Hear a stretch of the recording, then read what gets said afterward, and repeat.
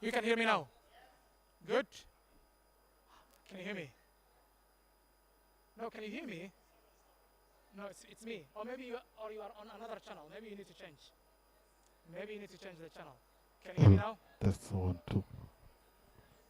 Good. Okay. Okay. Have a seat. Thank you so much. Say. I think we have another channel coming with us. So thank you so much. I think we're not used to this type of facilities. So thank you so much, everyone. Thanks everyone for coming. A very good afternoon. I will be introducing myself very soon, but we're expecting. You cannot hear me? Raise if you can hear me. Your hand.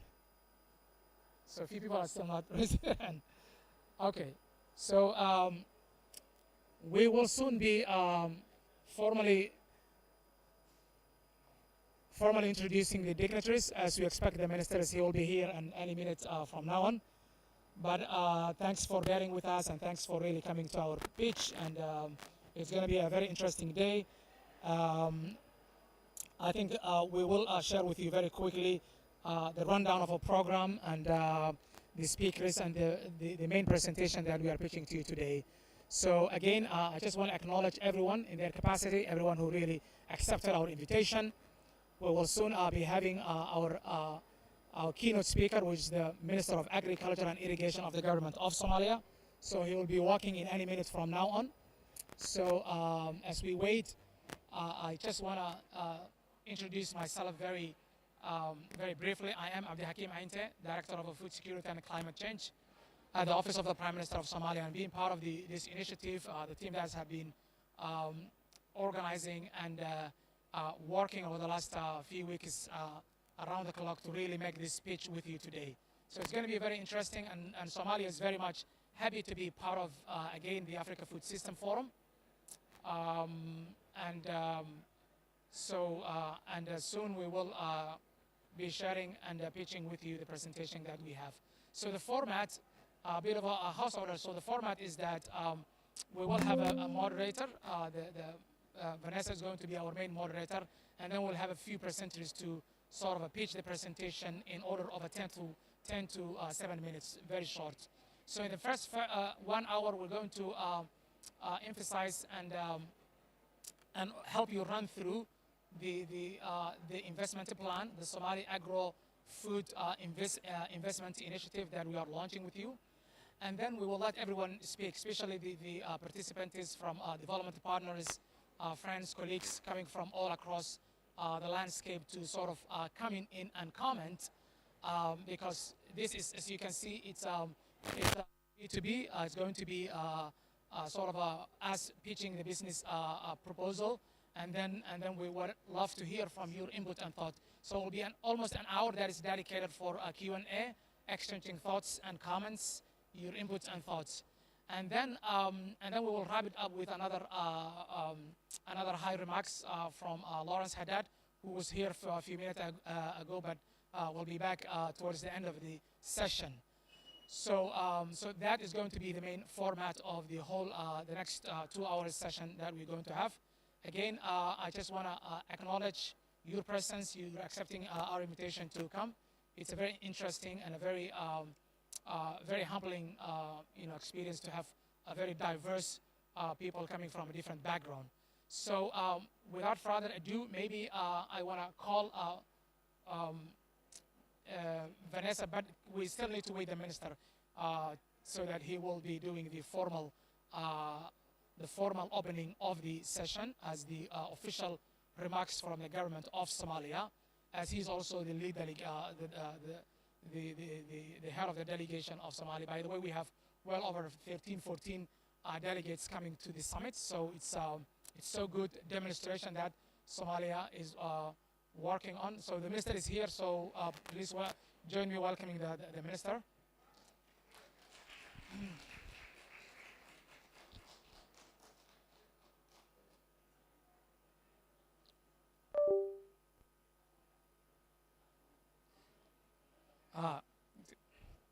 Thank you so much. Can you hear me, Ms. Excellence? Can you hear me? Very good. Thank you so much.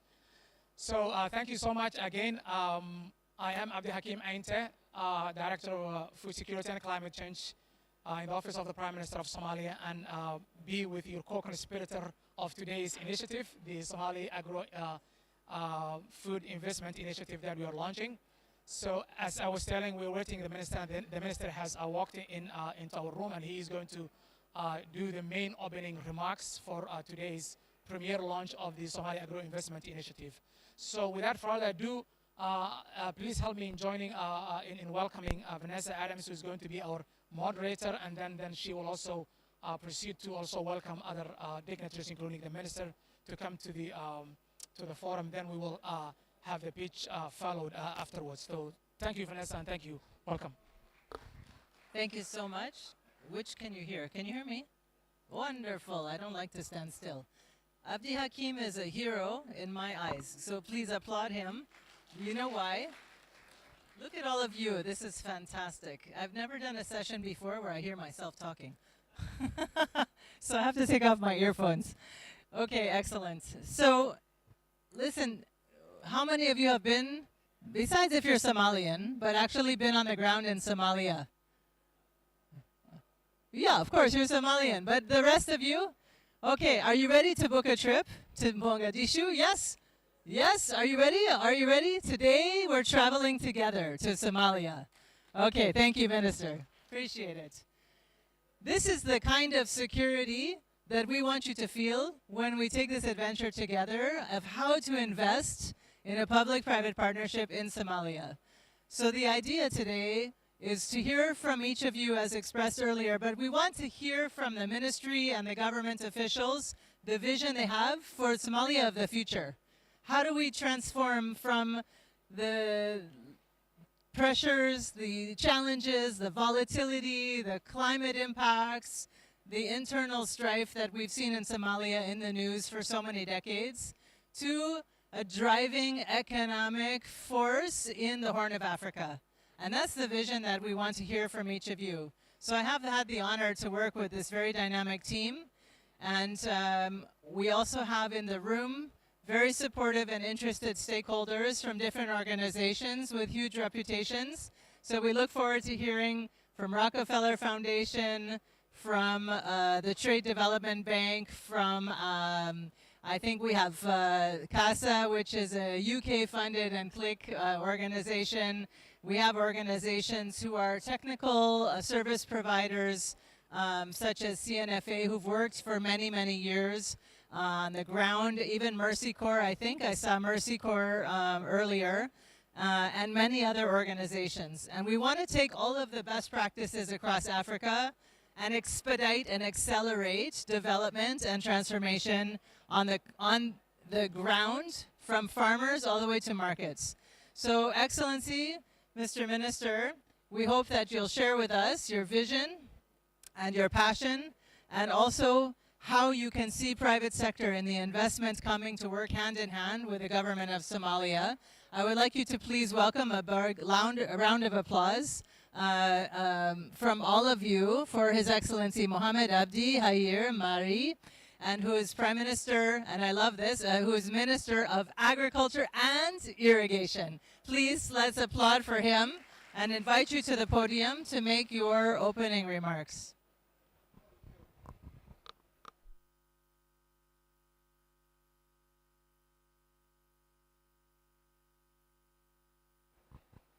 Thank you. It's a pleasure. Thank you. You want to use this one or the? No, I can do This one is okay? I think so. Let's test it, make sure. Hello? Hello? It's working? Okay, good. It's working. Yes. Okay.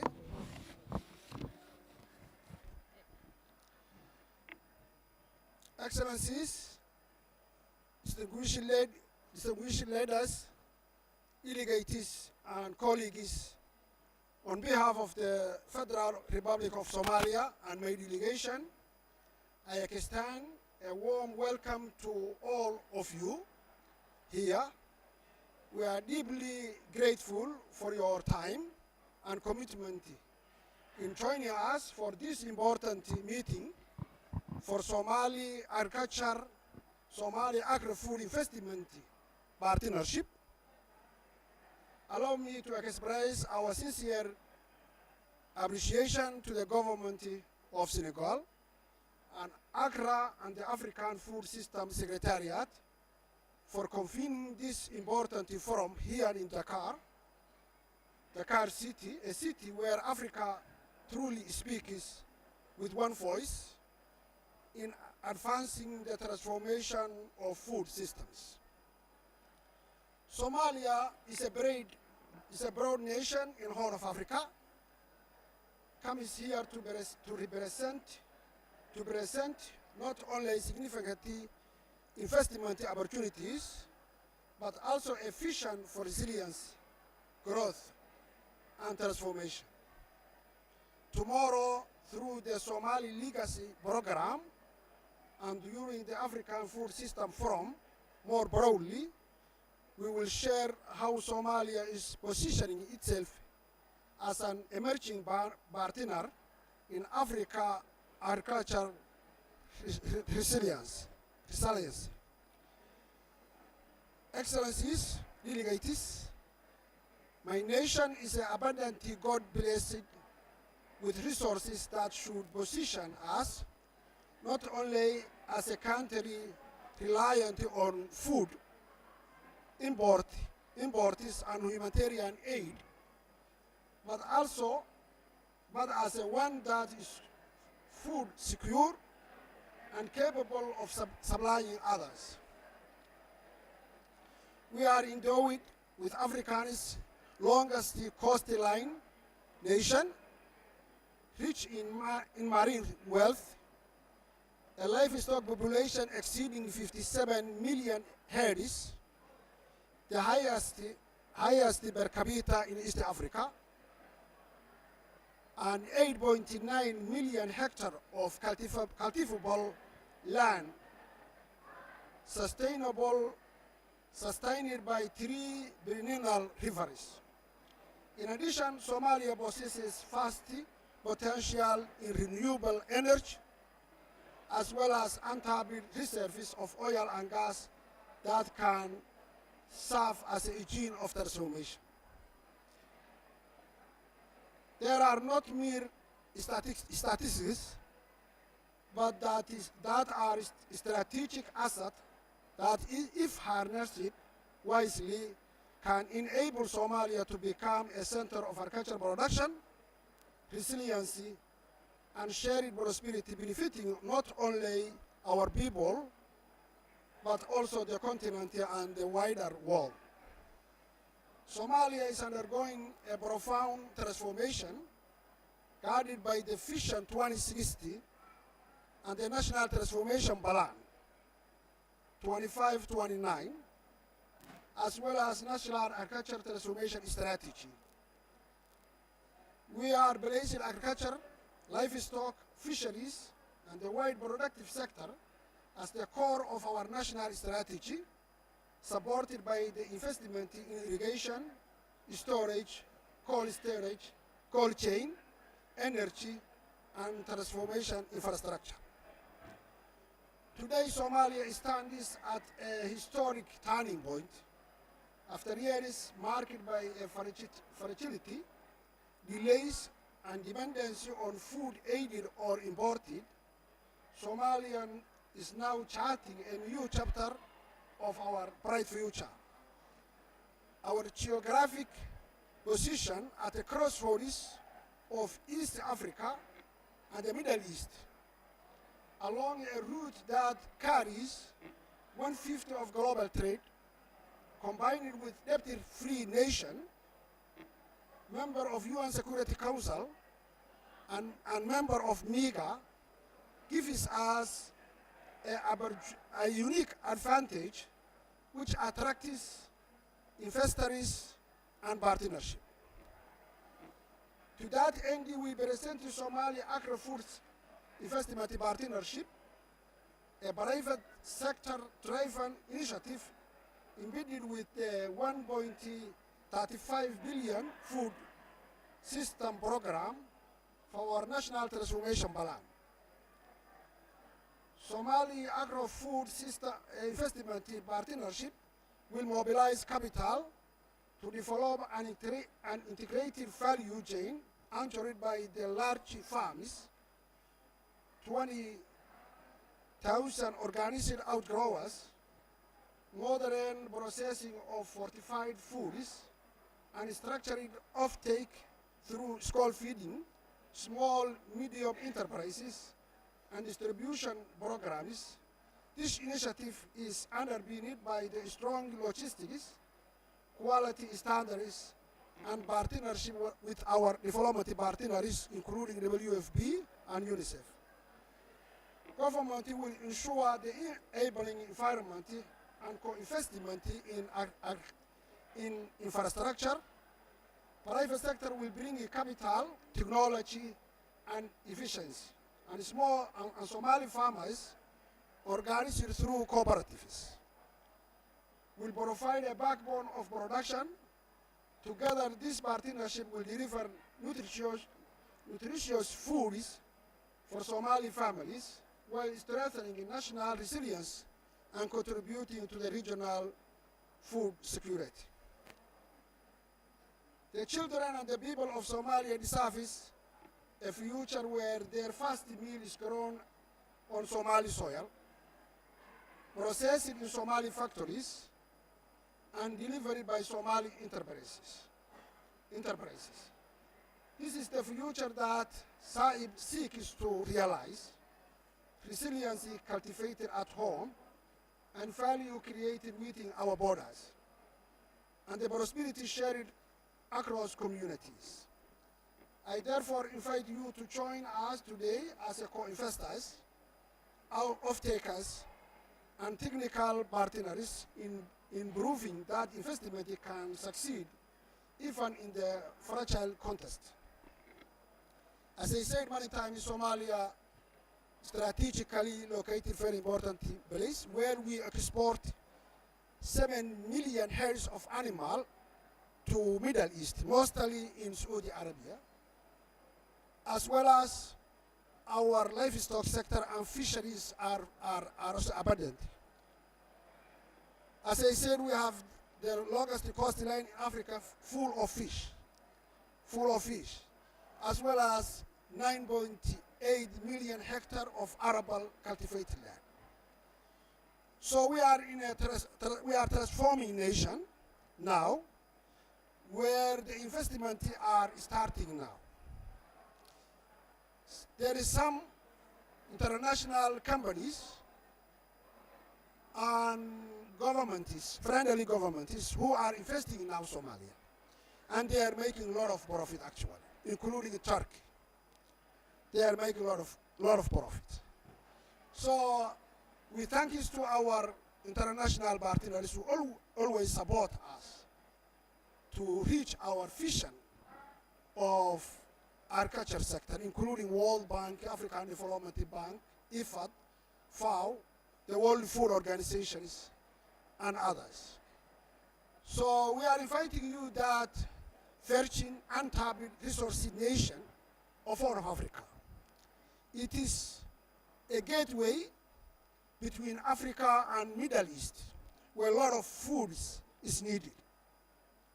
Somalia is a gateway of landlocked countries, Ethiopia, including Ethiopia. So if you invest in Somalia, surely you will get a lot of profit. I assure you. And we have flexible and welcome policies and rules and laws which will enable you to make a profit. So on behalf of the Somali government and the people, we like to attract our international investors and development partners to join that shining Somalia, the Horn of African nation, which welcome you in the country as the best as possible. Thank you.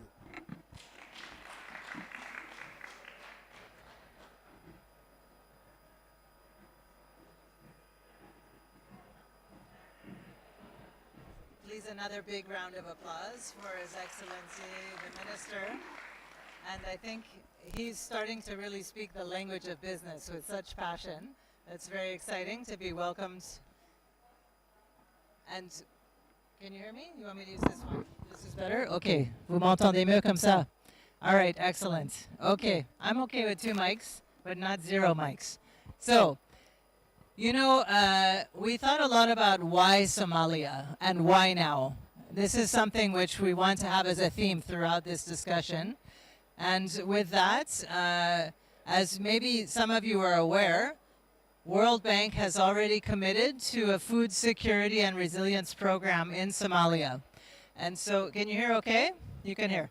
So we're very pleased to be able to have a very strong vision and support of the World Bank Food Security and Resilience Program, for whom the National Coordinator is here with us today and has been, by the way, extremely active in all of the preparations for this discussion. So when I say that we have a Hair on Fire team, you can be sure that this Hair on Fire team is led, of course, with the vision of His Excellency the Minister. And there is no delay to be had, which our dear friend from the World Bank, Abdullahi, could not find a way to overcome. So I please want to welcome Abdullahi Ali to the stage, and he will make some remarks. I think Abdi Hakim is going to come first and introduce Abdullahi. So that's Abdullahi Ali will be here, and he's going to present to you the work which World Bank is already actively supporting, right? Thank you so much. I think this one is the one to use. Yeah, I want The remote. Vous avez les cliqueurs pour le... Okay, you can start introducing it. Good afternoon, everyone. I hope you can hear me. Thank you very much. I'm going through a short presentation regarding the country investment, the current country investment within the holistically for Somalia. So I'm going to open your eyes and doors so you can see. This is the presentation I'm going through, which is a very short, catalyzing investment in Somalia. So this is the country context. Somalia is economic in the backbone of in the GDP, in the product sector is one of the backbone of Somali economic. A targeting of 30% of the country. Somalia has one of the most climate affected countries. In agriculture, there's a small challenge in terms of challenges of low investment, some of the poor infrastructure and low productivity. Somalia is the most livestock export, as my minister mentioned. Regarding the Arab League countries, over the last years, Somalia has been increased in terms of livestock export, which is 12 billion almost in 2024, and almost 6 million livestock heads has been supported. The potential agriculture investment in Somalia, in the Ministry of Agriculture as well as the country has been worked a lot of the issues in terms of 8.9 million hectares. In terms of crop investment, maize, sorghum, coffee, rice, peas, and other more varieties in terms of investment. Over 60 to 70% agriculture contributes to the GDP. As well as 81% of the population are 35 young. So this is the overall investment of the country within the different sectors of investment. World Bank is currently supporting Somalia over 2.6 billion in the country productive investment, including infrastructure, telecommunication, water, agriculture, rural-urban resilience, and all these sectors. In the humanitarian, almost 2.2 billion in the country. UN have been supporting into humanitarian resilience, development, and responding on short and long-term process. So FDB is also supporting over 245 million, over 245 million, which is one of the agriculture, livestock, social protection, all this. Currently, there's a climate financing, which is GCF has been supported. And then current investment of the production in the is 19.5%, and which we're also looking for additional of improving of 70% of blend financing, looking for this investment and contributing. This is the National Transformation Agenda, National Transformation Plan in terms of productive sector and livestock, which the country is has been prioritized for the agriculture investments. So this also the program that has been ongoing in Somalia in the productive sector, which food security has been one of the food system resilience. Jowhar Off Stream program, which is over going to support 1.5 million people for water infrastructure and restoring water facilities, and over 200 million meter cubic of water in a dam that are investing. So the other is the rural livelihood resilience, which is IFAD is supporting, and this is also the ongoing other projects. Active, other EU project, food security, nutrition. These are the key programs ongoing in Somalia. This is also regarding the sector to analog over right now is the immediate analog tapping of 420 million, which will also create an employment opportunities of this program. So I have taken key flagship programs that are currently ongoing. This is the FSRB program. It's called Somalia Food System Resilience Program, which is the World Bank funded. In a total of 180 million, and supporting in terms of the supporting 350,000 farmers for water and agriculture irrigation. Over 600,000 people has been supported, massive livestock vaccination, expansion of water infrastructure, irrigation and related issues, agriculture mechanization, investment of vegetable market. So this project is over 180 million, which is we are looking more additional resources to complement this program. This is also a second program. It's called Jowhar Off Stream project, which is the government-owned project initiative of supporting 1.8 million people for water in the rural resilience through the storage of 200 million meter cubic of water, which is the UN and the government are supporting. This is also launching multi-purpose of infrastructure in Shabelle, which is the one of the river in Somalia has two rivers, Juba and Shabelle. That's also going support. Expected also to drought over 1.8 million people, which is the project impacting. As also flood mitigation management of 1.5 million, and access to over 360,000 people in the water, downstream, upstream. Over 36 million of the seasonal income, which will be supporting. And this project is also 160 million, which currently we have in a gap of financing, as well as we have over this. So this is the second flagship. This is called Future for Pastoralism, which is one of the supporting in improving food production, value chain, government service delivery, natural resource governance, and related all this issue. And this project is also 125 million, which will be supporting 3.75 animal, over 400 people, and 2.6, and the project has been financing, short of financing. So this is the digitalization agriculture. Somalia has been going through the transformation digitalization initiative, which agriculture sector through livestock have been planned to digitalize and the landscape entire Somalia. So this is the infrastructure digitalization that one of the World Banks also supporting, and other partners has been supporting. So in terms of using artificial intelligence, digitalization roadmap, and capacity building, and the governance, which is Somalia is taking. So future investments are available in agriculture sector. Somalia is targeting, and this international conference have been looking for advocating and looking for planned financing in terms of agriculture infrastructure, agriculture research institutions, revolving research institutions, value chain, development of water storage, and digitalization, where we need to take it on it. So this is the livestock investment, the sector livestock. pastoral mobility, value chain, food animal health, delivery service system delivery, and other issues related. So animal and export, and through the PPP, through the livestock investment. So this is also food security, responsive shock, safetiness, irrigation, water and infrastructure, climate production issues, post-harvest, market infrastructures, digitalization, access to credit and financing through. So,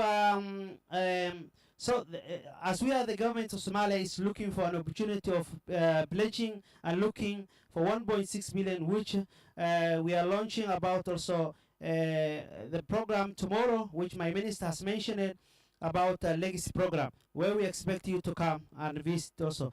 This is also agriculture productivity, food sovereignty, job creation, regional trade integration, and overall is looking for this. This is the time to invest Somalia. So we have taken a small clip, which I expect.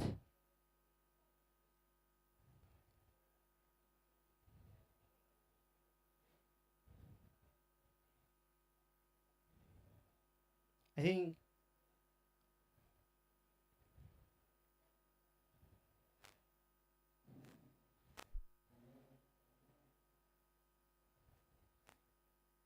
I hope you can hear.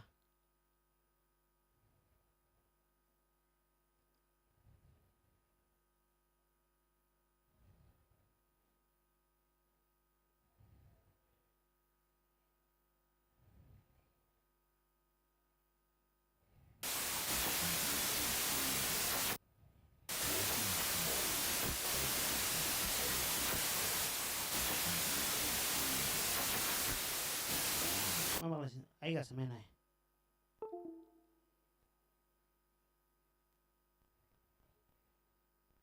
It's not moving. So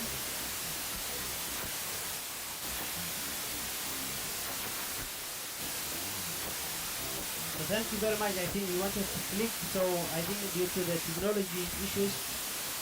So I conclude my here. Thank you very much. Thank you for your. Thank you so much, Abdullahi. Can you hear me again? Okay. There's like 3 headsets here, so if anyone needs more headsets, you can come collect up here. Do you want a headset? Can you hear? You're okay. Excellent. So you can see the excitement and the energy from His Excellency the Minister to Abdullahi and the extremely ambitious vision and program of the government of Somalia, covering extensively. So what we want to do is now start to drill down in one specific project and one specific investment addressing one specific problem. And that's really where we wanted to turn into a more of a private sector mindset from here on out. So, okay, Abdi Hakim will come back and he will now dive into the vision of this particular investment strategy for a food and agri investment, which is a private sector led with public sector support. And so if you missed the beginning, Abdi Hakim is, please come and join us. Abdi Hakim Ante is at the Office of the Prime Minister, and he is the Food Security Director. And he is also a huge champion of his country, which we should all be grateful for. Please give him a big round of applause. Thank you so much. Thank you so much. I think I take that as an encouraging word. Thank you so much. I will start quite an anecdote before I go to my presentation. Again, I just want to say thank you so much for really accepting. Not easy to really come in an event like this, especially when Somalia is on the agenda. So I really appreciate everyone for really coming. So what I'm gonna do before I present is just to give you a bit of why we come up with this plan and why we're here.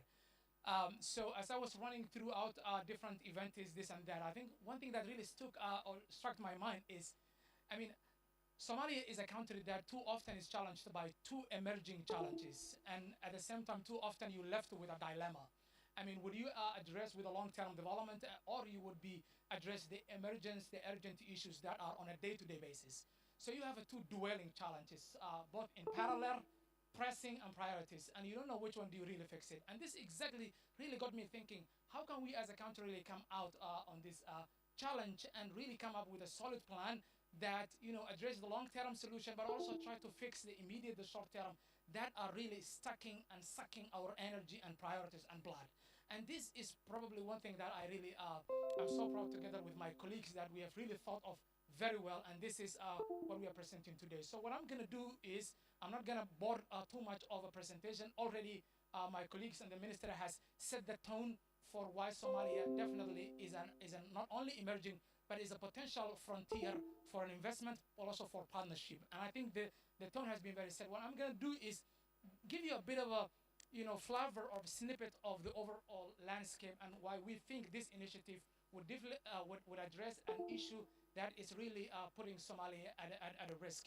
So if you can help me, I mean, how do I do it? Because I'm not technically sound guy, so if you can help me, do I need to press in?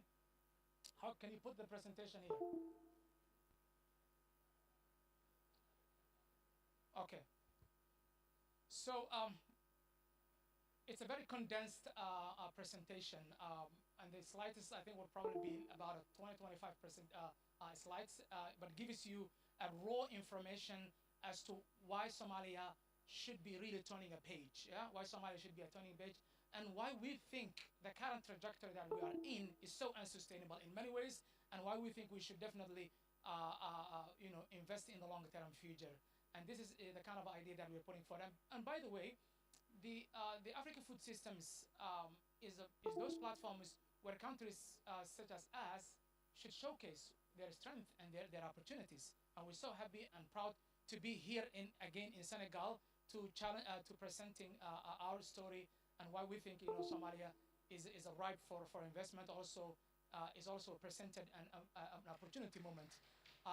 In classes we've been taught, the minister said earlier on that he assured that if you put your dollar in Somalia, the return would be good, but also he assured that your dollar will not be lost in Somalia. So, and definitely he means by that, I know he means by that because of we have cases, we have stories to really share and tell with you that Somalia is not what the media portrays you or presents you, but it's a country that is really emerging and marching towards a future. So if you can please put the presentation on the screen so that I can run through very quickly. Is it on? Good.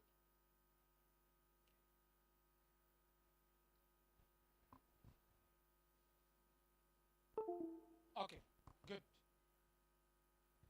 So that's the national emblem in case you don't know. That is the Somali national emblem. Very famous. And there's a whole story why we have two is that Leaport? Why we have the Leaport? It's a whole story, but I'm not going to tell you today. Maybe for another day. So Agri-Food Investment Partnership, that's exactly why we are here, why we're presenting to you. And the idea is basically to transform Somalia's agriculture. Yeah? And it's coming through the National Development Plan, the National Transformation Plan. It's not something that we're really making out of it. And the minister earlier on also presented that. So that's the federal government of Somalia. Now, this is the executive summary. It's very snippet. I'm not going to bore you.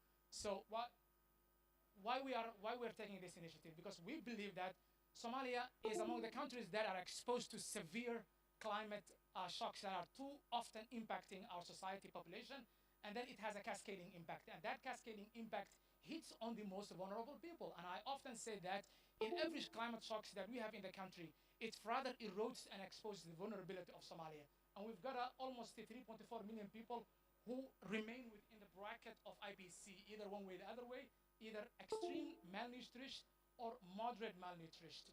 So what we're presenting today it will address 1 million vulnerable people over a 10 years time horizons.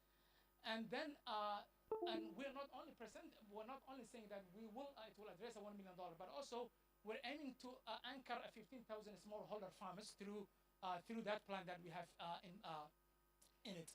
And then I think earlier on Abdullahi mentioned that we have a nearly $2 billion food import gap in the country. That's a staggering number. It's really unsustainable. I mean, that effectively means 99.9 everything that we eat is being imported from outside, and a country cannot really think to unlock their potentials through this level of unsustainability. And then with our idea, we're hoping to bridge that gap to $2 billion food billion gap, and then create hopefully 15,000 jobs over the next 10 years, of which 40% will be benefited by the youth. Again, we're a very young population. We're talking about 75 percentage of the society below the age of 30 years old. So commercially viable return, again, the minister assured that. I'm not going to bore with you. So why Somalia? By the numbers. So this is a very quick number, and by the way, the presentation is available. We can share it with you. So why? Because we believe our exponential, our growth over the last few years has been remarkably encouraging. We have been on an upward growth from 2020, 2023. The growth has been nearly 85%. That's pretty remarkable in a country that is really struggling with quite a number of challenges. And then our agriculture remains to be the backbone of the country. That's well over 65% of the country. And then the population is 20 million. Unemployment rate is also staggering, 34%. Population growth rate is also very high. So that's a very why now by the numbers. And then Somalia under 5 acute malnutrition. So this is what really bothers me, and this is what really stood me out throughout my championing for this initiative. I mean, how do you really unlock a country that has a vast amount of potential with its people being in the bracket of extreme malnutrition? That's really crazy and unsustainable. And I think with this kind of initiative, this investment will go directly into addressing one chronic value chain that I think if we do address, then we can unlock in the future. So as you can see, a total under 5 population. This is all of it are referenced by the government of Somalia through also the World Bank. And the numbers has been exponentially growing. 2024, as you can see, is 45%. I mean, that is, to me, something that we as a government officials should be really bothered by, and so as everyone. So the growth, again, we are, again, as I said, we are really growing quite exponentially over the last 3 years, though our economic largely hinges on productivity, especially food, livestock and agriculture, but still the growth remains unhindered across the country. And then, you know, we have some agricultural intervention areas. We believe there are, I mean, the minister earlier on talked about the potentials, but we have some states where we believe has a vast amount of potentialities. In this area, there's a place southwest here, Shabelle, Jubaland, and then we have a corridors, infrastructure corridors, ports, airports, and so on and so forth. And then why invest in food and nutrition in Somalia? Again, you know, nutrition, we believe, is the most fundamental topic in Somalia, because of when you invest in that, you're investing in a human capital. And when you are investing in human capital, then you are investing in the long-term growth of the society, and that's what we believe in. Again, 20 billion food gap, you know, rising consumer purchasing power is there. We believe the malnutrition plus important dependence demands us an urgent intervention. So then we have a quite positive consumer market. As you can see, the metrics here. We have quite a number of products: rice, porridge, sugar, wheat, milk powder, black tea, pasta. All of it are sort of the consumer market that are available in the country. And then processing value demands. And then we also, based on the presentation that I made earlier on, we still believe that we can also close with this investment. We can close in the processing and the demand values that exist in the country through this different. And we're not coming this idea out of the nowhere, but we believe it has also somewhere to be benchmarked. I mean, countries that we are benchmarking are Rwanda and Kenya, for which I'm sure Rwanda will be showcasing with us why we think this is important. And then Somalia. So this is where we're actually good at. And I think this is one presentation that I want you all to look at it. So we've got a 13 licensed private bank in the country. Mobile money penetration is well over 70%, meaning out of 5 people, 3 persons are connected one day the other way, digitally. Diaspora, we've got 1.3 billion, now exceeds to 1.3 even, close to $2 billion. Remittance, DFIs are flowing to the country. I think Abdullahi earlier on mentioned that. So, and then there's an opportunity for a blended finance investment model and the anchor farm that we're talking about. Again, we said smallholder farmers and outgrowers. Anchor farm about 5,000 to 1,000 hectare irrigated and mechanized. And then 15,000 smallholder outgrowers that can put through input training and so on and so forth. We believe this is also a proven model. We're not only making this because we think Somalia deserves this, but there's a strong case for this kind of intervention in Somalia. So empowering, so it will also, we're aiming to reduce the level of dependence that I think earlier also Abdullah or maybe the minister talked about as to why Somalia should definitely move away the acute humanitarian dependence that we are stuck in and look into a more forward-looking. And the only way to do that, we believe, is by significantly leveling down the dependence that we have on a humanitarian intervention. We, again, as I said, it's because of we are in a geopolitically or geographically located in an area where climate is too often is recurring in a cyclical manner. The value chain, investing in the value chain across improving nutritional outcomes. So the value chain investment, again, this is based on the Somali Legacy Program that will be showcased tomorrow. These are the value chains and these are the amount that we are estimating it's required for Somalia to leapfrog or unlock. A total of close to a $1 billion opportunity exists across the value chains from sesame, maize, cowpea, and sorghum. Technology and traceability and monitoring mobile and digital. And I think this is also one strength that Somalia has in its ecosystem, that we are very strong in a mobile money. Technology is 75% of the society are one way or the other we're accessing into ICT, information communication technology, and that's remarkably encouraging. Digital farmer registration that Abdullah also mentioned earlier on, that the bank is rolling out together with the Minister of Agriculture, rolling out registering the banks across the country, and introduction of agriculture insurance, crop yield, so on and so forth. Then the comparative and regional benchmarking. So this is a very important. Again, and I want you to look this through as well. Somalia is located in the Horn of Africa, and we're part of the IGAD countries, and we're coming in a context where we have three compounding crises that are reinforcing one another: migration, climate, and conflicts. And there are countries that has really come out this adversity, namely Rwanda, which I'm sure it will be presented here. And they didn't do any miraculous works. What they did is basically reorganize their policies, but also come up with a bold and strong plan that can be invested, that can really put the country forward. And I think that is definitely that we as a Somali should emulate and look into why we should definitely follow that. Not only be on the side of receiving aid every too often in wherever humanitarian cycle comes into, not on the receiving end, but also looking outward and looking how countries are really coming out. So there are really comparative advantages. And mind you that we have recently been admitted into the East Africa Community Bloc. And this is a vast economic bloc of well over 400 million population that cuts from Somalia all the way to Congo. Imagine what Somalia could really bring should its value chains works. Imagine what we could offer to Tanzania and what Tanzania could offer to us. Imagine what Rwanda could offer to us and what we could offer to them in return. We're talking about a real-time investment opportunity that we can really present and share with you in the long run. So Ethiopia, Tanzania, and so forth. So who are we looking for? And who are our natural partners? So we think in the initial stage, we definitely need the catalytic partners, not necessarily in this order, but they could be the potential catalytic partners that we are looking for to partner with us and give us the initial capital that we are looking for.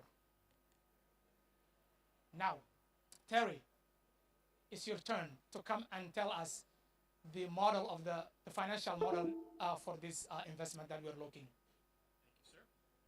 Which button am I pushing there? This, that, And I'll I'm going to be here with you. Okay, cool. Okay, thank you very much. Can you all hear me okay? Okay, perfect.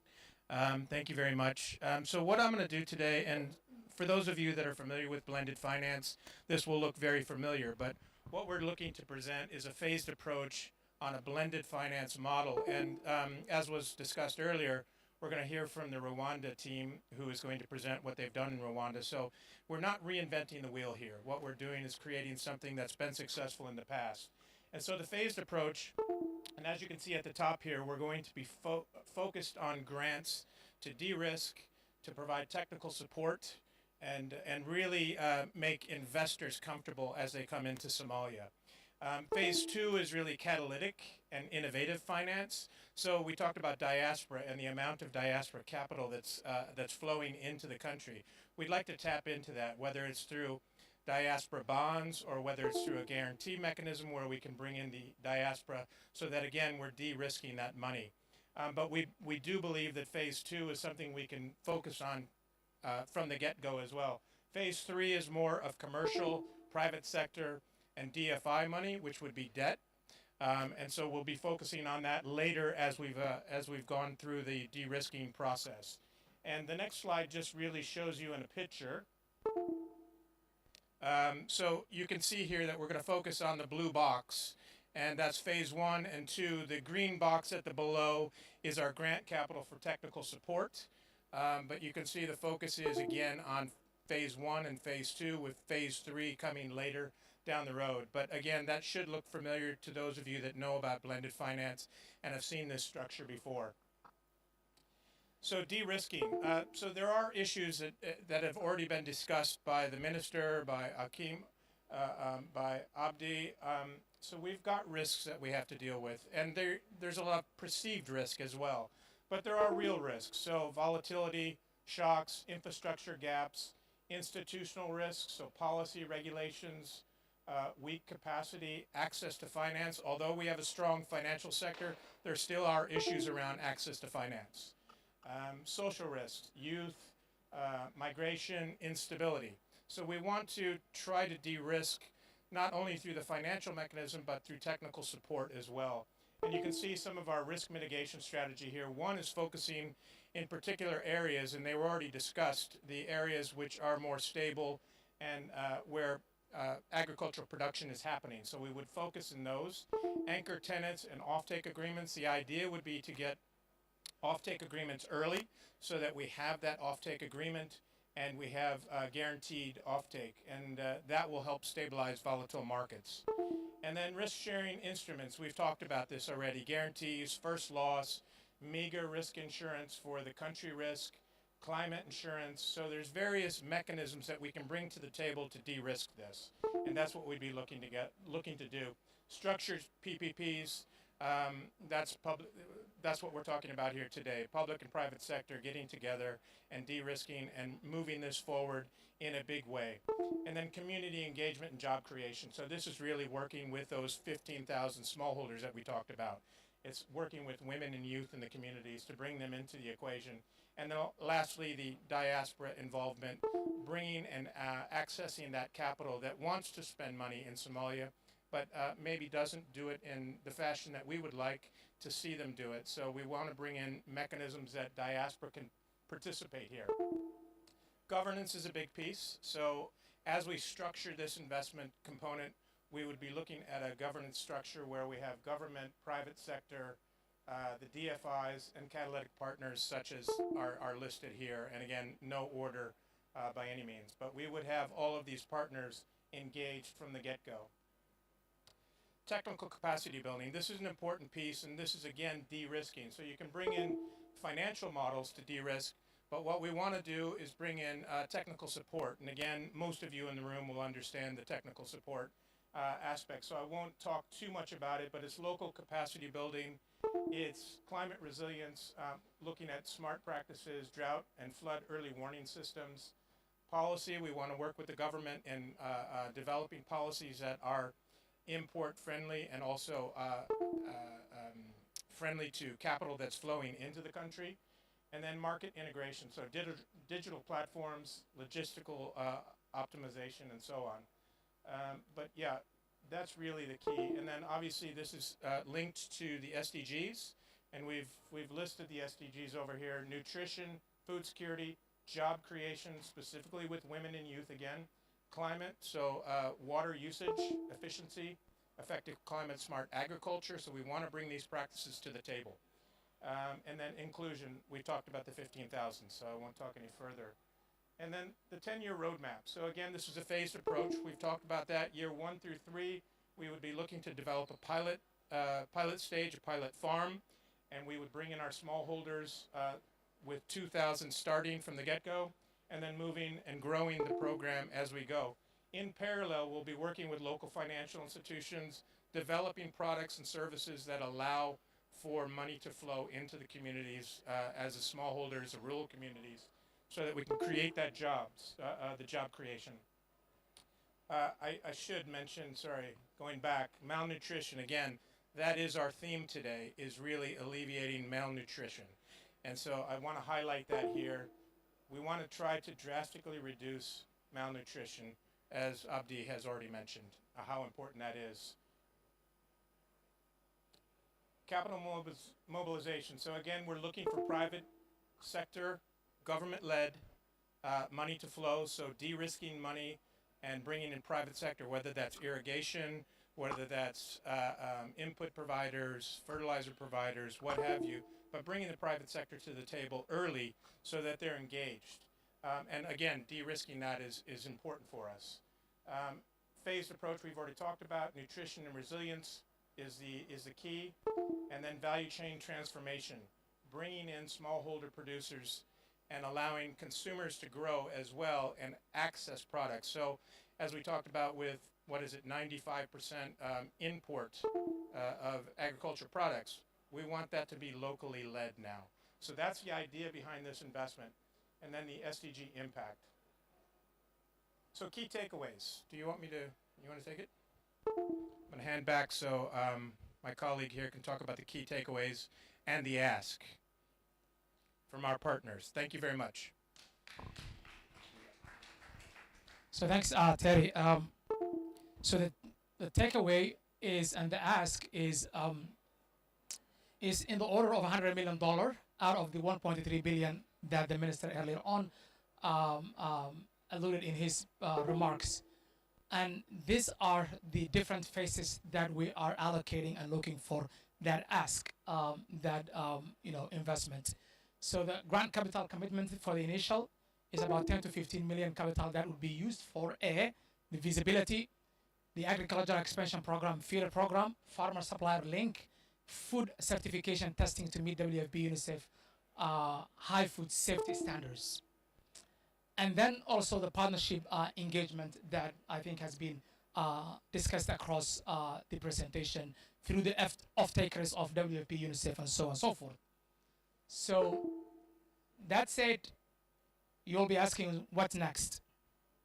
So the immediate next should be, again, and I prefer to quote the minister, which said earlier on that Somali children deserves to be to eat a food that is being produced locally, affordable, and that can feed themselves rather than a food that's imported from outside. And I think the minister deserves another round of applause for that. So going forward, the next step, I think confirming anchor grant and concessional funders, establish a governance framework for this initiative, and then the launchpad analysis and the visibility study that we talked about, and then the pilot phase of which 1,000 small farmer holders would be looked through the analysis and the processing of that. So, which brings me to my final conclusion of the call to action. And I know we have a very diverse stakeholders in the room, and we'll have an ample time for a Q&A and comments for the pitch. But the call is just to be to build a modern, inclusive, nutritious agri-food economy in the country, not an imported one, and that's the one we are, pitching against. And then also secure a strong return while advancing the food sovereignty for Somali people.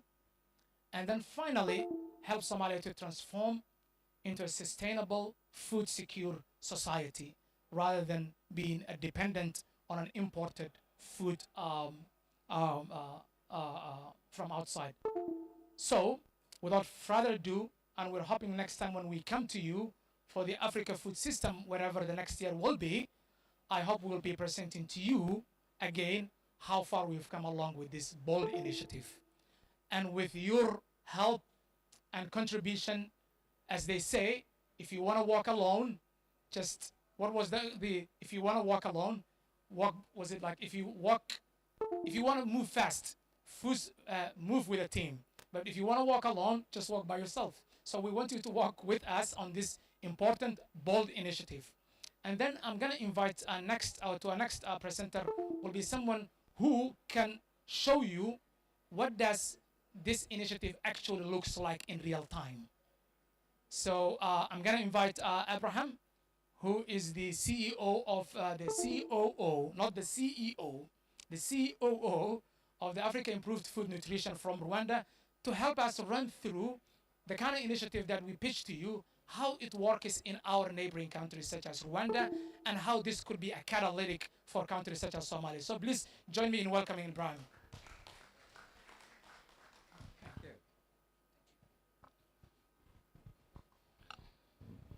Which one to click? This one. Perfect.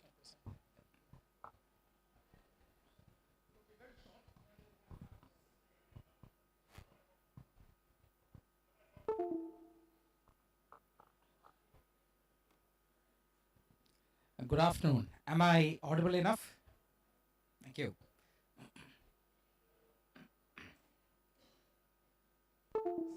Can we have the presentation, please? So I represent a private-public partnership in Rwanda called Africa Improved Foods. And the story that I'm going to tell you is a story of Africa feeding Africa, creating capabilities within the region and within the country, making it absolutely sustainable.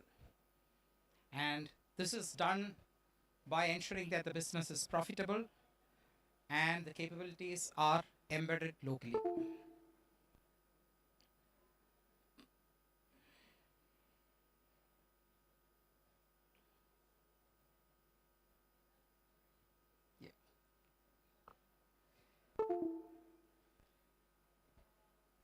So the story actually goes back to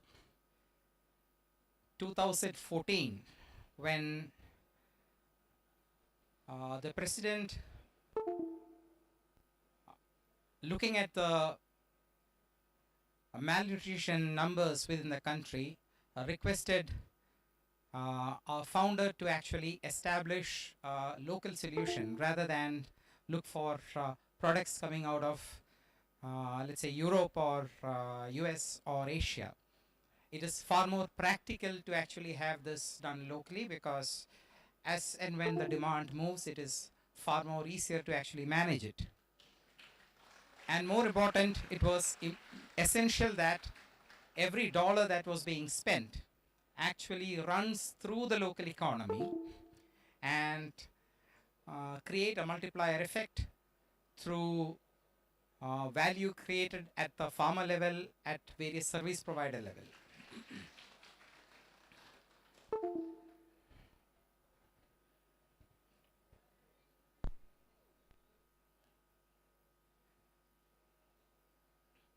So just bear with me for a minute while they load the presentation.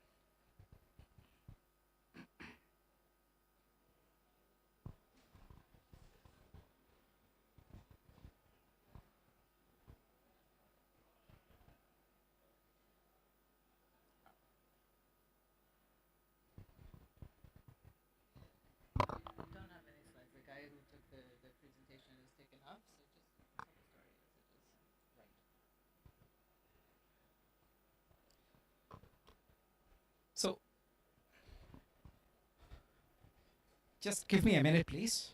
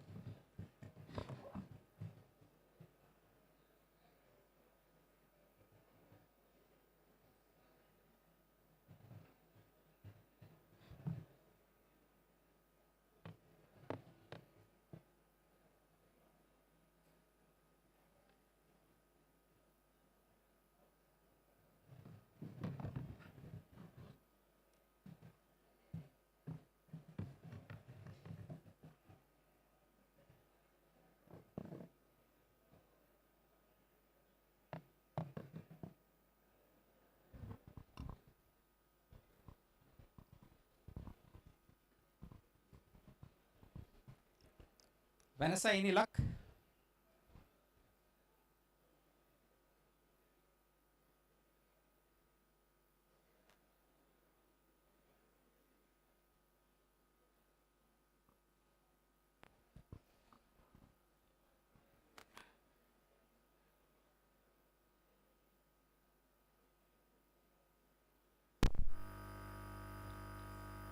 Thank you. So I've already introduced the company.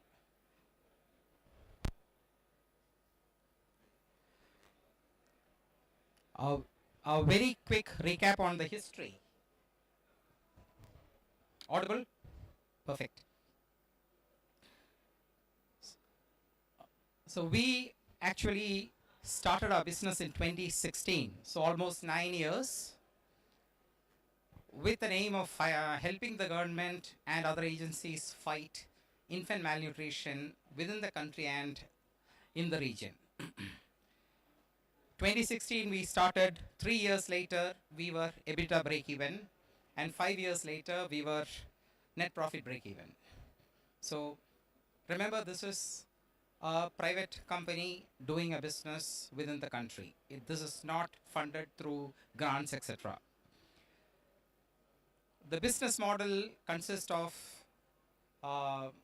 various cereal products that can be either commercialized or sold to various agencies who would need that for similar programs. If you look at the scale, around $65 million revenue and average EBITDA of around $7 million. And in terms of the geographical reach, we were looking at the East Africa region. So starting from Somalia all the way down to Tanzania, our products moving through various agencies, some of them sold through the commercial route. And most importantly, 100% local sourcing. Everything sourced within the region. We do not import even one grain of any of the grains from outside the region. So when we are talking about the region from Tanzania all the way up to Somalia, that is the region that we are looking at. And yeah, now the structure that we used is a consortium of IFC, FMO. Some of you would be aware of who FMO is. FMO is one of the Dutch development banks, and DSM, which is the leader in nutrition, global leader in nutrition. So they put together the necessary capital and created a holding company. The company that I am running actually has the holding company and the government of Rwanda as shareholders. So in its ideal form, a public-private partnership. And having got this model working, now we are looking at scaling this by expanding to other parts of the continent, both West Africa and the southern part of the continent. Now, what we have in Rwanda is truly a world-class facility. Just as an introduction, I have worked with one of the largest food manufacturers, Unilever, for 13 years across multiple continents. This plant exceeds any of the Unilever plants in terms of its, let's say, the food safety and other capabilities. We can produce 64,000 tons of product in a year. We have the capacity to store 20,000 tons of grains. We are ISO certified. We are FSSC certified. And most importantly, our laboratory is actually accredited. So for an agency like World Food Program, they accept our products on self-certification. It does not go out to a third party. That is typically unheard of in WFP procurement. Now, the reason why I'm emphasizing on this is that it is possible to actually create these sort of capabilities if you are intentional about it as a private investment. Now, I will take you through couple of key drivers to this decision.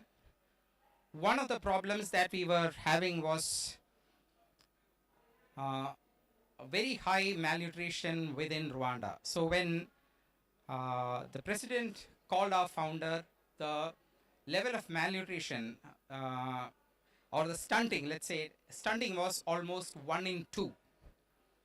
So close to 47-48% stunting in the country.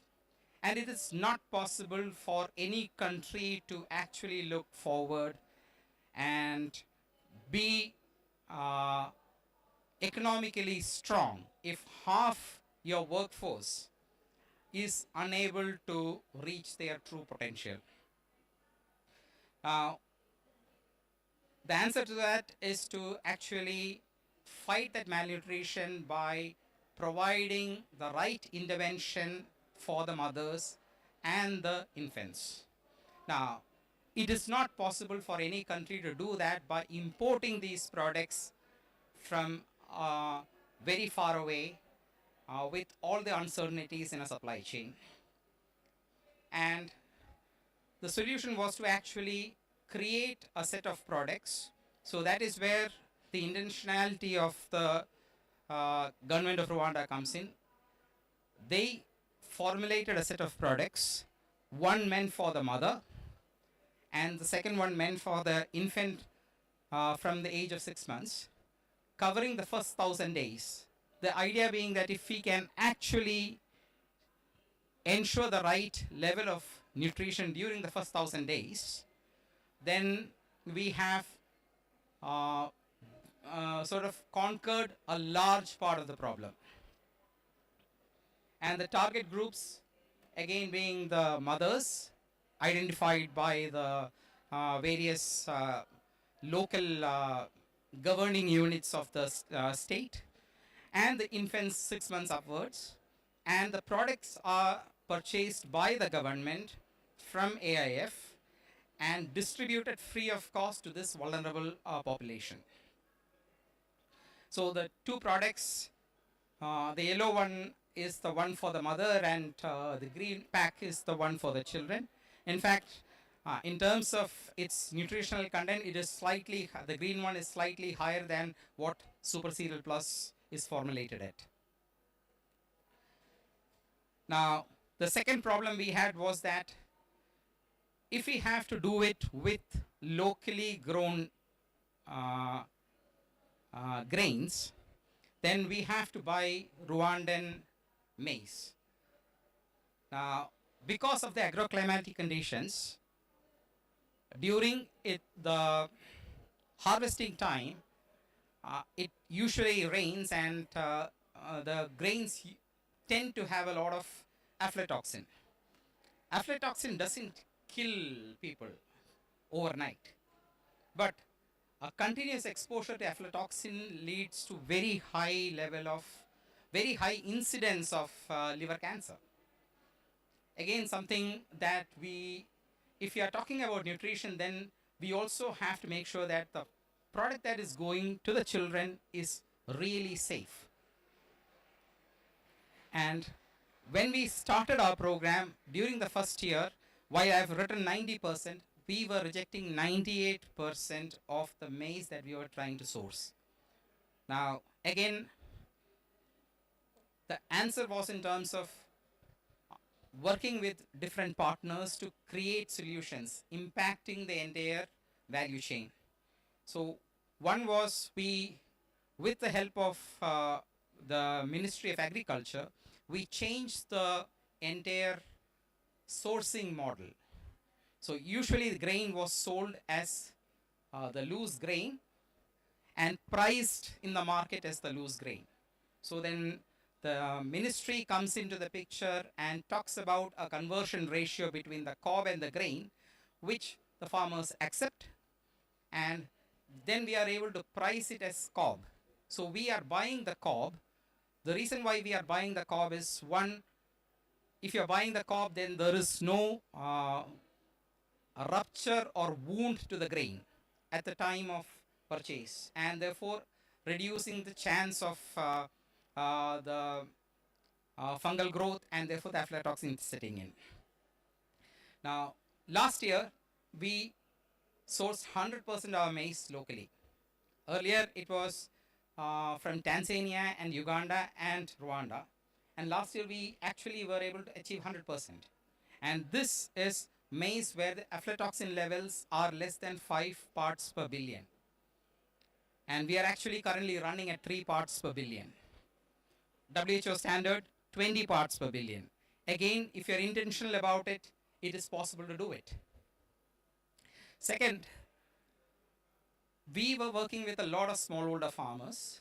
And when you're talking about smallholders in Rwanda, we are talking about half an acre, not half an hectare, half an acre. So she has a small patch of land in which she does a little bit of maize, a little bit of, let's say, banana, a little bit of sunflower, a set of crops. And that is what a farmer looks like.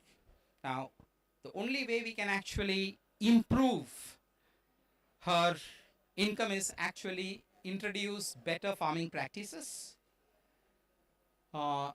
and if possible help her adopt the right type of seed which the Rwandan Agricultural Board, RAB, is distributing readily in the country. So we actually worked with a team of 8 agronomists and 30 field agents. We worked with these farmers to get them to form cooperatives so that they are able to sort of one, have a better governance, better negotiating capabilities with various input suppliers. We do not supply any input to these farmers because, again, from our point of view, that actually tilts the playing field. So we currently are working with 90,000 farmers, out of which 60,000 is in Rwanda, out of which 45% are women farmers, female farmers. And we have been working with funding from World Vision and DEG and IVO, various organizations, to build capacity, which is again long-term sustainable, building capacity within the farming community. And building capacity also means that we are building their technical capacity as well as their capacity to self-govern. So we do run a lot of programs to teach them about how to manage their finances, how to manage their cooperative governance, and make sure that everybody has an equal opportunity to run these cooperatives. Now, typically there is a very, very touching testimonial that I have heard from the farmers, and these are just a couple of them. I mean, the gentleman on the left, he is from the southern region of the country, and he is talking about how we were able to help him really scale up his business, while the other lady actually talks about how she has been able to build a house, own the land, and educate her son all the way to the university. And that is a real change that is, very tangible when you're, and we are still, remember, we are not an NGO, we are a private company responsible for our bottom lines.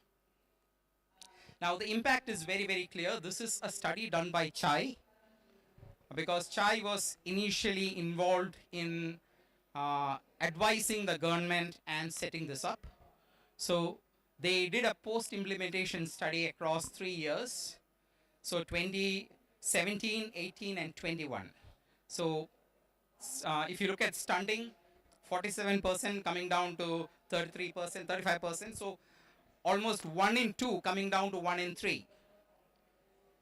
Similar reduction you can find in underweight, you can find in anemia, you can find in other measures. So the results are clear and results are visible. Now, what AIF has done is probably 5% of the work. The rest of the heavy lifting is done by the government agencies who ensure that they identify the right people, they ensure that they follow the, it is not only about distributing the product, they have to make sure that the child actually has it and not, let's say, the parents and the elder siblings. So all those things are done by various government agencies. So there is a lot of work that is hidden out here, but the government also is doing. Now, the last story I want to talk about is talent management.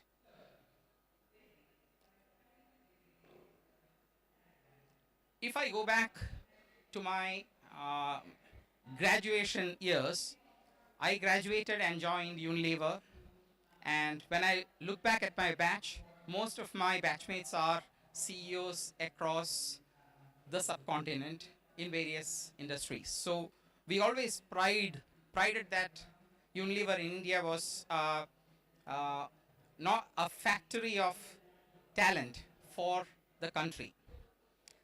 Now, I am very happy and proud that AIF today is a factory of talent for the country. Our alumni today works across multiple sectors: banking, pharmacy, pharmaceutical, manufacturing, energy. So by having a factory or this sort of an lead investment in a country which is not very industrialized, you're actually deepening the talent pool within the country. And we have been, again, very intentional. I keep repeating this phrase. We are very intentional about it. We pick up young graduates out of the college, put them through a training session. We call it the AIF Academy, and create future leaders. It's a pipeline that we keep creating so that, one, we have the talent to manage. We have a talent pool that will be available tomorrow to replace expats like me, so that it is 100% run by local talent, which is again more sustainable than having expats to come in. And it's working very well. So we started with 12 Dutchmen who set up the company. Today there is not one single Dutch national in the country, in the company. We probably have around 11 or out of the team of 500, we have 11 or 12 expats still left.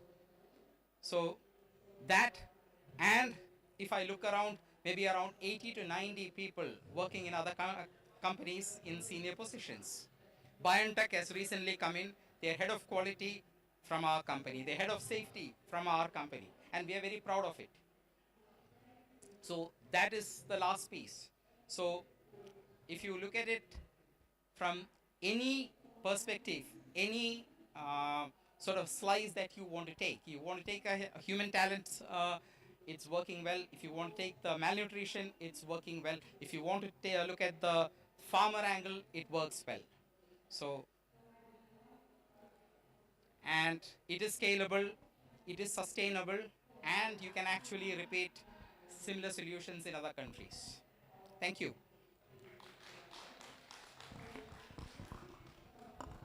Well, another big round of applause for Abraham and the huge amount of work at Africa Improved Foods. How many of you have been to Rwanda? How many of you been to this factory? Right? High density population. Great. Thank you so much. Excellent. So it's a little loud in here, but hopefully we're not going to be disturbed by our neighbors. But we wanted to have some questions and answers from you.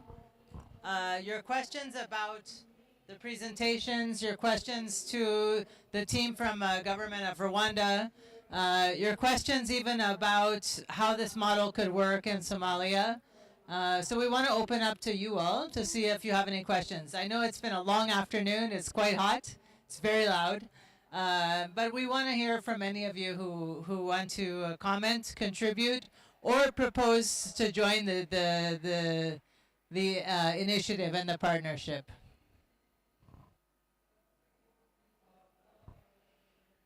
You can also tell us you don't believe anything we said. That's okay. You want to? Yeah, Waleed, come on up. There's a microphone. I think another roaming mic. Oh, it's over here.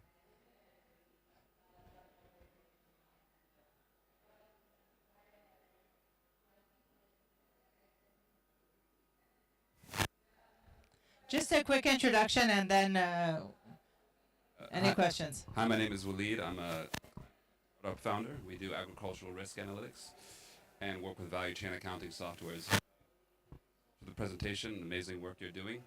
I just wanted to how you feel about the idea of leapfrogging. This is a concept when you can actually skip all the traditional infrastructure methodologies that are kind of a little bit more dated and maybe not applicable, and you have a green field in which to do this. So how does, I guess, the Somali government think about leapfrogging in terms of talent, in terms of infrastructure development?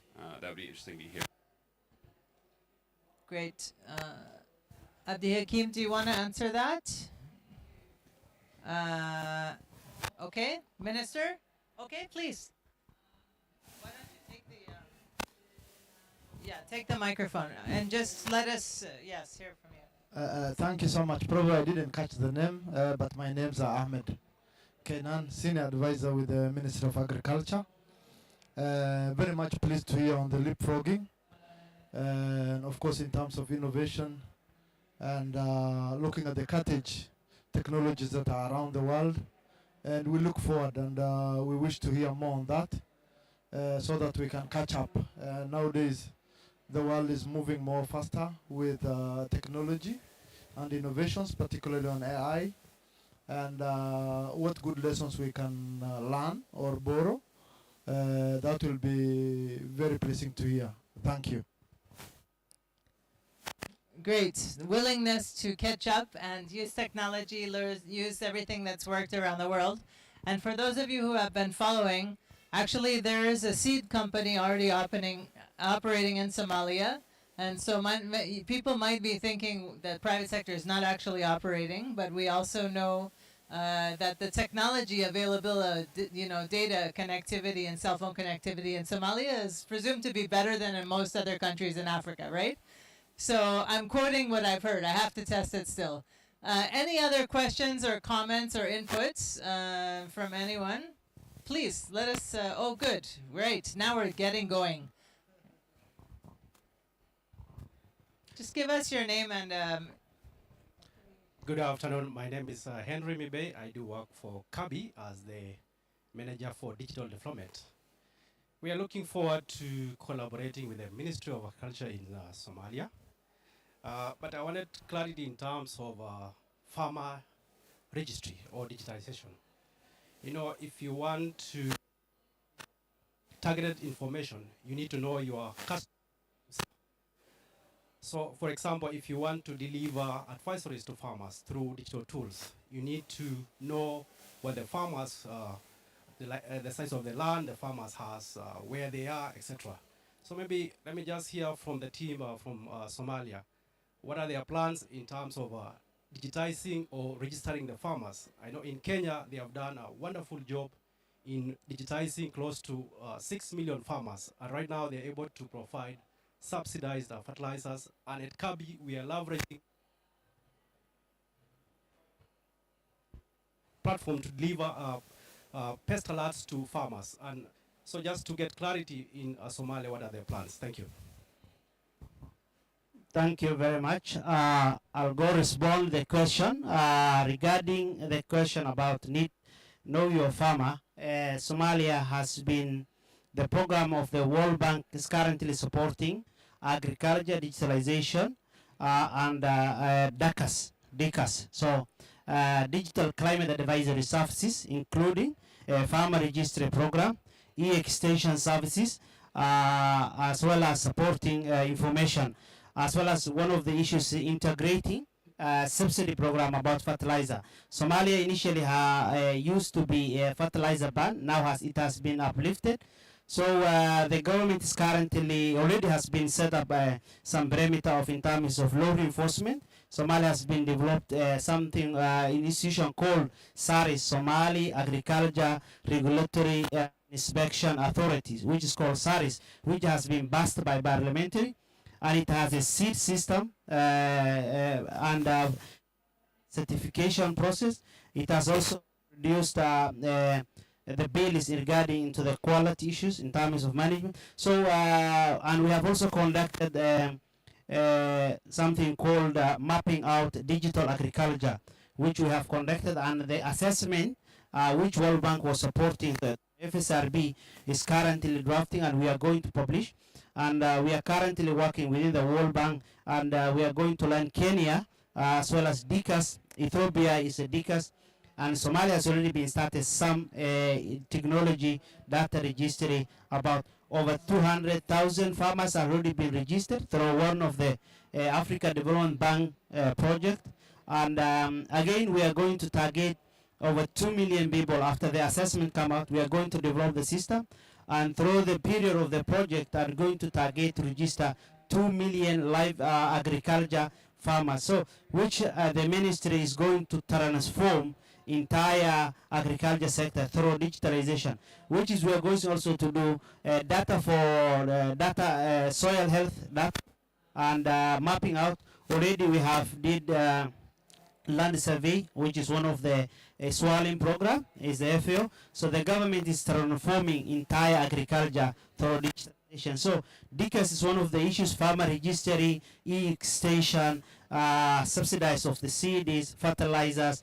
And so far, what we have achieved, it has different sectors. Humanitarian have been working different, but the government is harmonizing to come up one comprehensive agriculture digitalization.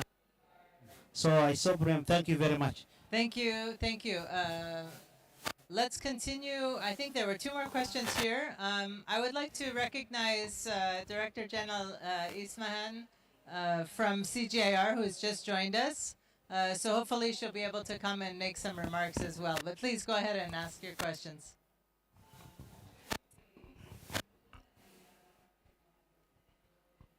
It should be working. It's okay. Here, you can take my mic. Take this one if you want. You can take this one. Yeah, thank you. Sorry for that. I think it's good to see really Somali having, investments that we can all build upon and contribute to. My comment is about the approach, the value chain approach. I think you highlighted the issue of the value chain approach and, value chain as livestock, fisheries, oil crops. And as Kabi, I come from Kabi. My name is Mary Lucy. I'm SPS for Africa, and we are very keen in working with the government of Somalia in terms of supporting the capacity building, investment prioritization, where investments can actually in production, in trade, and also the general well-being of the smallholder farmers and the general population. So this is an area of interest for us. We're already doing a bit of that in terms of capacity building with the NPPO, and we'd like to further and continue to work with the government of Somalia. So congratulations on these plans that we have for Somalia. Thank you.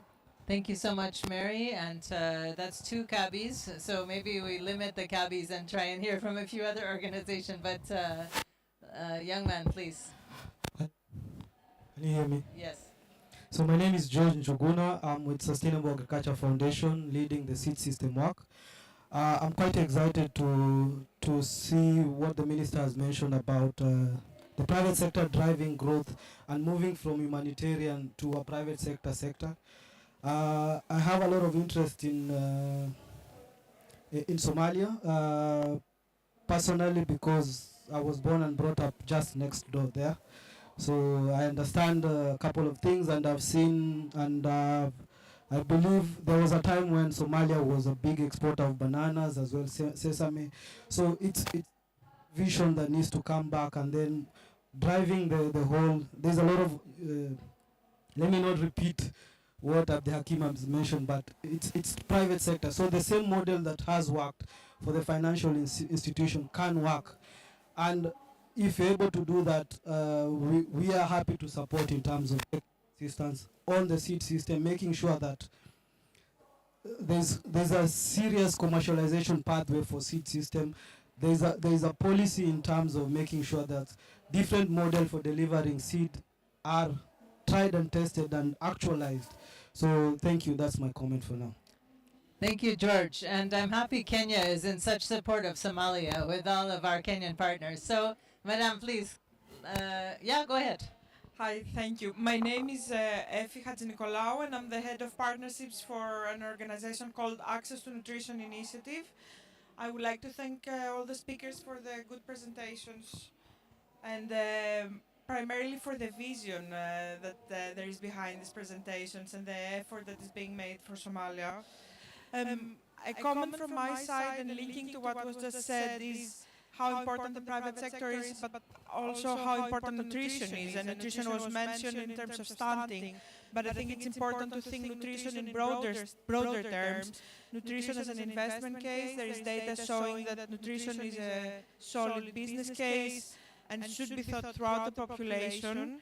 And we believe that at ADNI we believe that nutrition should be built at the heart of this transformation, that it should be integrated across the value chain.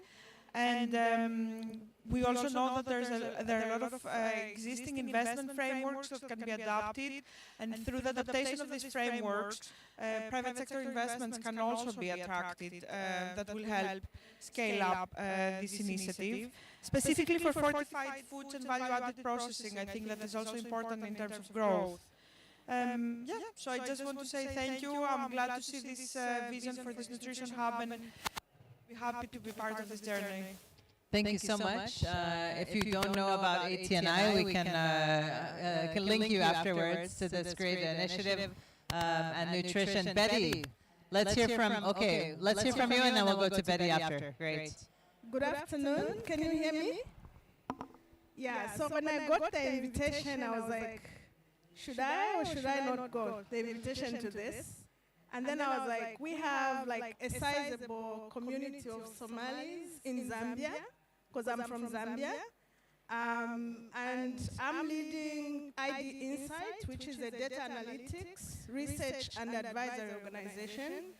We work with a lot of governments as well as NGOs to just generate the data and evidence that's needed to support implementation of programs. So when I was listening to the minister and other presenters, I was like, I'm so proud to be here, especially as an African, because we are challenging the narrative. When you hear of Somali, this is not what you expect to hear. So I'm very proud, and I would like to congratulate the team, the minister and the team, for thinking boldly. This is very encouraging. I wanted to speak to a few things. So for a program like the one that was presented here, one of the things that's important, of course, is financing. And as we are aware, the global financing landscape has changed. In fact, development finance has significantly shrunk, especially following the US government withdrawal. So it's going to be very important as we are looking into actualizing or implementing this program, that we also consider strengthening the public financial management system. This entails, for example, I know we're talking about different financing mechanisms. So one of the key steps would be, if this hasn't been done already, would be to do a mapping of the financing landscape. The UNDP does this development finance landscape, which I was a part of. It helps to understand what's available, and then figure out how to tap into the available financing or funding within Somalia. The next thing which I will emphasize, as I spoke about, is the need to then ensure that there are strong monitoring, evaluation, and learning systems so that we are able to track what's working and what's not working. Because timely evaluations also help in ensuring that we don't waste too many resources on an initiative or a program that's not working. We are all with you. We were all with you. We all love financing and impact. And Zambia. So thank you for joining us. Okay, great. Betty has a comment, and then I'll ask Dr. Ismahan to make one or two comments because you're here and we really appreciate it. And we have Honorable Lawrence Haddad also, who is back to make some remarks. And unfortunately, we lost Roy, so Betty, you're representing the whole team. All right. Hi. How is everyone? And very excited to and refreshing to hear about Somalia. My name is Betty Kibara. I'm a director at the Rockefeller Foundation. And maybe just to say that the Rockefeller Foundation, we are working in school feeding programs, and we actually provide TA to countries that want to explore, for example, financing mechanism. And I know we are already working with the Sustainable Financing Initiative to support Somalia on a debt swap between Somalia and Spain. And I think my question is, knowing that debt swaps, even though they are very good financial instruments, they are not going to, really provide all the solutions that you have around school feeding programs. I would have wanted to hear a little bit more about what is your long-term vision on how you plan to sustain the school feeding programs, and how this program, which the investment opportunities which is ahead of you, how is it going to tap into the school feeding programs? And thank you so much. This is really exciting, Sandy. Thanks, Betty, for getting us right to the heart of the issues, which is sustainability of this kind of programs. And I would like Terry, if you don't mind, to just comment on the debt swaps piece, if you want to tackle that really briefly. And then we'll wrap up. This is my pre-warning, advance warning to Dr. Ismahan, and also to then Lawrence to give us final closing remarks. And we'll talk about school feeding more in by the way, there's a program tomorrow called Somalia Legacy Program. It should be addressing the sustainability issues more. I don't have much to say on the debt swaps, but it's something that we want to explore. So one of the slides we left off was the innovative financing options. One of them was debt swaps. And I think if Abdi is around, Abdi? He's not listening. Abdi, can I give you the floor to talk about debt swaps, potential debt swaps? No? That is a topic I'm least qualified to talk about. But yeah, I think debt swap is a very important discussion, and I think this is part of the broader parcel within the debt relief that Somalia has gone through over the last few years. And as you probably may hear in the presentation, last year, December, Somalia has written off nearly $6 billion out from the international creditors, and there are some few remaining credits, debts that we are owing to quite a number of Paris Club. Among them is Spain, which we had a meeting with them in the Spain Development Finance Summit 2 months ago to see how Spain and Somalia can explore a structured mechanism to sort of swap with a debt for school feeding program. So this is a broader conversation that we also would like to have that conversation with others. But again, it's a very tough topic, and our finance minister is leading that through different financial institutions. It's something that Somalia is very much keen on to further look into how we can see that being swapped for development finance. Thank you. So yeah, debt swap, and we talked about diaspora capital that's flowing, so we want to try to attract diaspora through impact bonds, those types of things. So we're looking at innovative products, but again, one of the benefits of having all of you in the room is that you are really experts in this field, and we want to get your impressions and your questions about those innovative topics. And as we progress through the process here, we want to engage you one-on-one as well on these topics. Thank you, Abdi Hakim and Terry. And I just want to underscore Betty's complex question, which said debt swaps are not enough. And we're going to need a lot of financial tools and mechanisms, which is how we brought Terry Wire in. And there are some more slides which we felt we didn't have time to go through on how to structure financing in a complex and yet comprehensive way. I just want to underscore before you come in that the concept of this investment is not to be too conservative. It's to invest intensively and heavily in an integrated solution, knowing from the beginning that it's a very fragile environment, and you have to be able to control the production, supply chain, all the way to processing. All of the examples that we looked at across Africa, and we can share the decks with you afterwards if you want, have shown that the smaller investments, and we have seen some in Somalia, tend to fail because they don't have the equity, bench strength, and bandwidth to get to the processing caliber to supply healthy, nutritious foods on a daily basis. So the idea here is to go in together, go in big, be proud, and really drive the future generations of a healthy Somalia. So with that, I would like to invite those. Oh, we have another comment. Please come in, and then we'll come to the two final remarks. Just for the nutrition, I think thank you very much. It's very important. You know, I was 9 years old, 1992, when the Somalia's great, drought took place. Then I understand sometimes, but I want to say that for we have 7.5 to 8 billion annual imports. 60% of that is food. They were talking about 4.5 to 5 billion dollars. I think then that if we can leverage that amount of money that is going out within, as our brother was explaining about the Rwanda case, I think that could be a huge sector where can buy not only agriculture as overall, but you can have a nutrition specific sector where you can have, then talk about 5 billion. I think overall, if we have a scalable and in a speed investment, huge investment, it can sustain itself and it can invest itself. Thank you very much. Thank you so much. And what I love about this session is we could go all night long and all week long, and we're just kicking off the conversation. So, Excellency, Mr. the Minister, if you don't mind, I would like to invite Dr.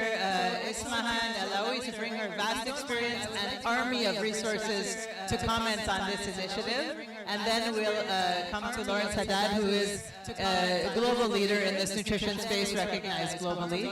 So Dr. Ismahan, by the way, is a seed breeder and she's going to say, an expert in this matter, so she can also enlighten us in her expertise. Thank you so much.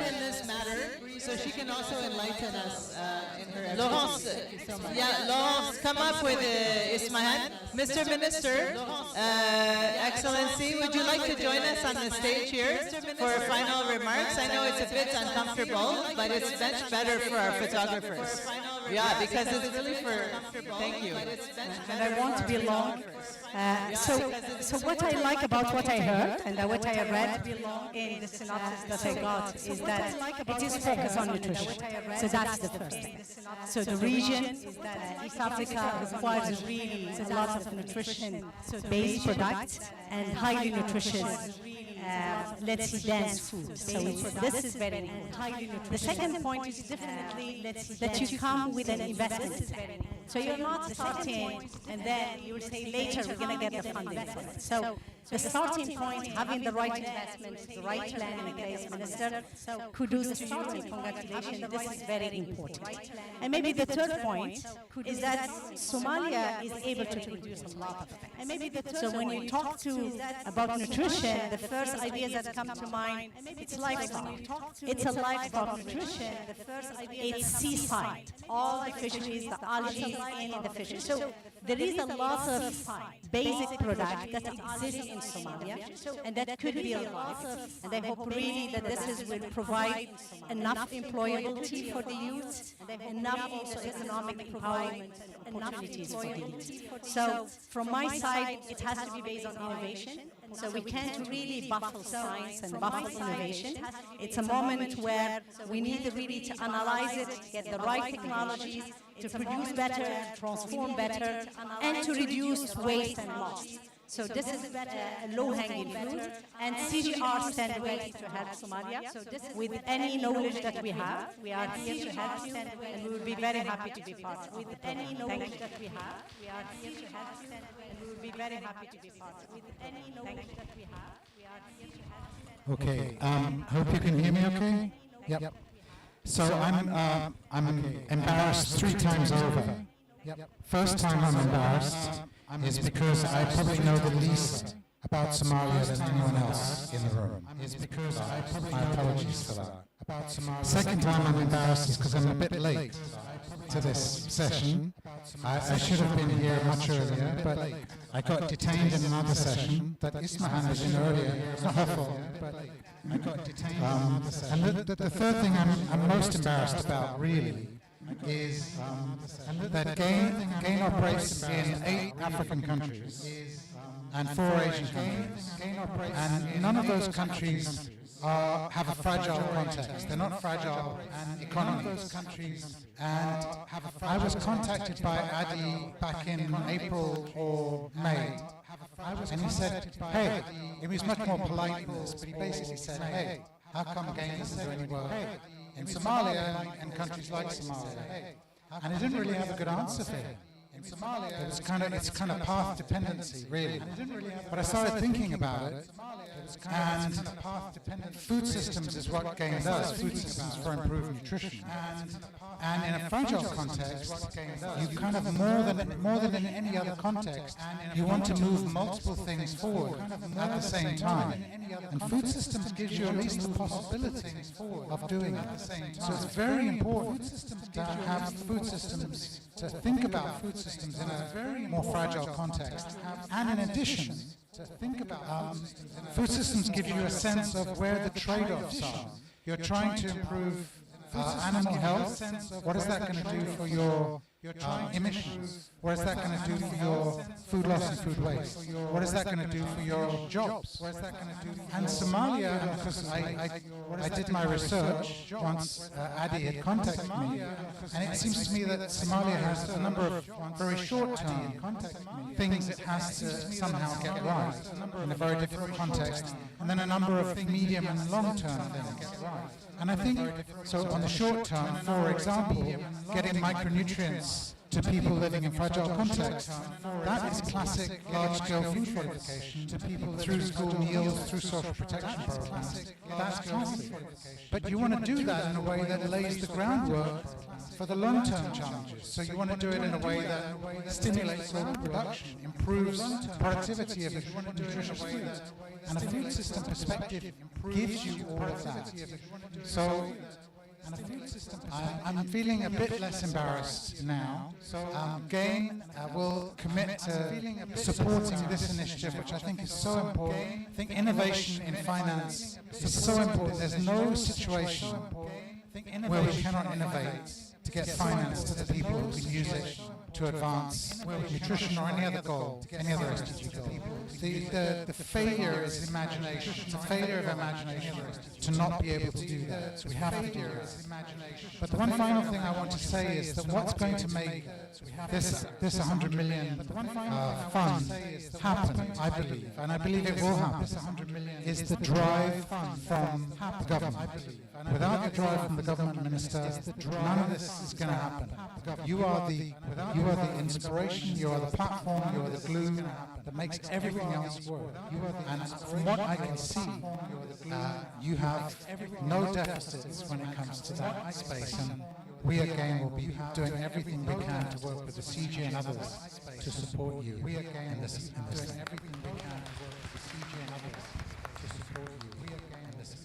So thank you very much. Thank you so much.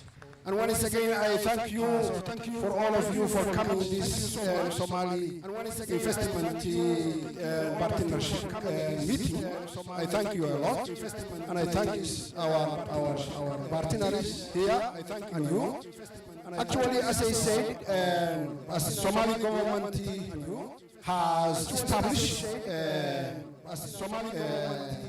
Vision 2060, and as well as National Transformation Plan, which improves the partnership between Somali private, international development partners and investors, as well as Somali government.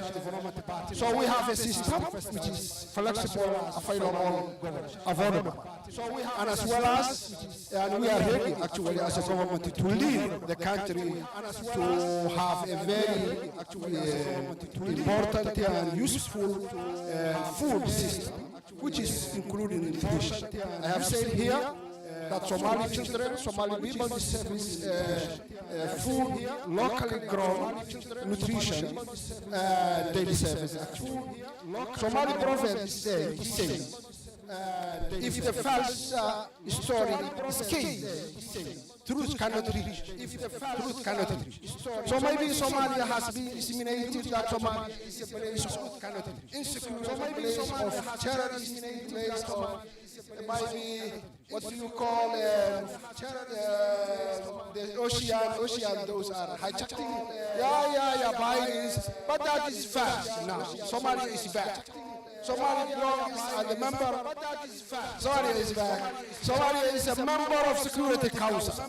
All the nations, we are solving, not ours. We are solving the security of the world. Now, we belong and gives our investors a platform that guarantee they're investing in Somalia, and we are belonging to the MIGA, which is responsible to guarantee your investment. Somalia, actually, maybe if we are weak somewhere, we are weak from the side of politics. But Somali private sector, Somali people are wonderful. I was a minister of commerce, trade, and I was had a lot of Somali Italian business forum, Somali Turkish business forum. So I called Somalis from all over the world. They came 35 countries strong. I thank the lady here from Zambia. We have a strong business community in Zambia, in Kenya, Angola, Minnesota, London, everywhere. Having business with Somalis means having business with Africa. All Africa. We are very strong Somali business community. In Kenya, in everywhere, you will see Somali businessmen. So if you deal with Somalis, not only in Somalia, but in Africa. We are belonging to the East African community now, as well as Arab League. So everywhere, Somalia has a platform that they can make business and have a partnership with. So Somali communication sector, Somali remittance companies, but the banks are very, very strong.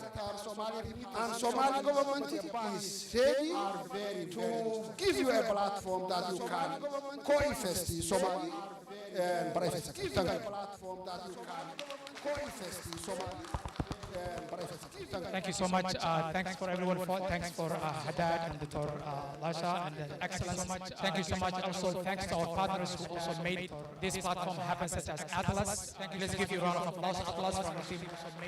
They are also partner, but also other colleagues who have been really walked around applause. As the minister said, Somalia is back, and we are ready to work with you and partner with you. Thank you so much. Somalia is back, and we are ready to work with you and partner with you. Thank you so much. And please come for our legacy program tomorrow. Please do not miss. That is where the real deal happens as well. Please come for tomorrow. Thank you so much. Please do not miss. That is where the real deal happens as well. Please come for tomorrow. Thank you so much. Please do not miss. That is where the real deal happens as well. Please come for tomorrow. Thank you so much.